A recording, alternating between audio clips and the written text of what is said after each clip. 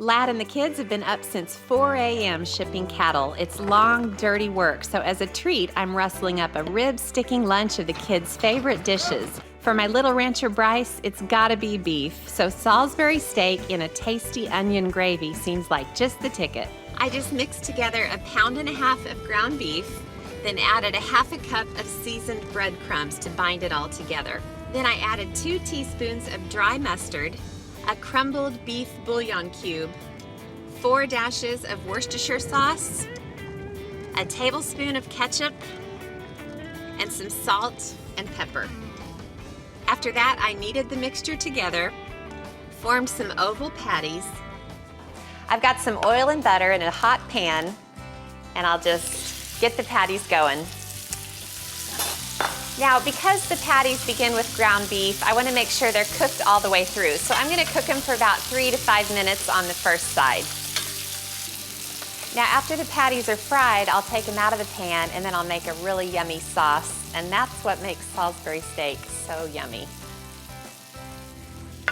The patties are done. I took them out of the pan and then I drained off all the grease, didn't clean the pan, and I threw in a sliced onion, and I've been cooking that. It's nice and golden brown, so I'm gonna move into the sauce.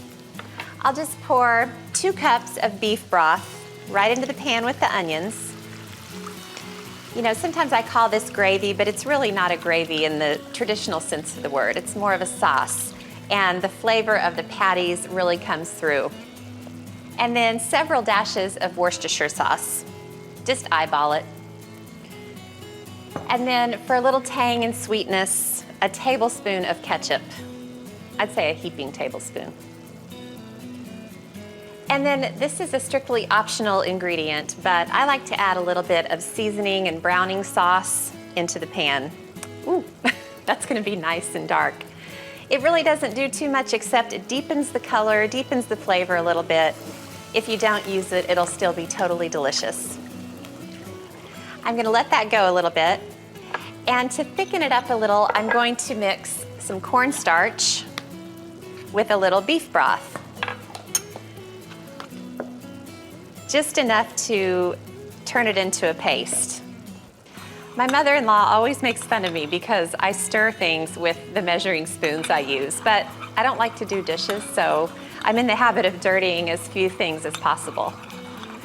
All right, now I'm just gonna add a couple of tablespoons of the cornstarch mixture to the sauce.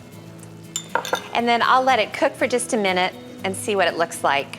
The cornstarch thickens the sauce, but it also makes it nice and glossy and really beautiful. If it needs more thickening, I can always add more. If the sauce gets too thick, you can splash in a little beef broth. It's real easy, you can't mess it up.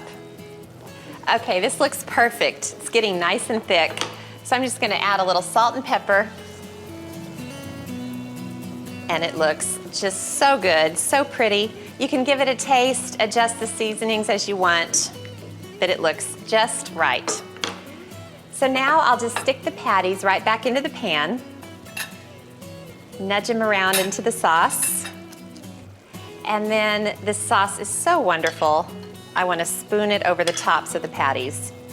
You know, the Salisbury steak, I remember, had really finely diced onions in the gravy. And if you didn't like onions, you were kind of out of luck. But I like to slice them big, and that way if a kid doesn't necessarily like onions, they can easily pick them off. All right, Salisbury steak is done. I'm just gonna let them simmer in the pan.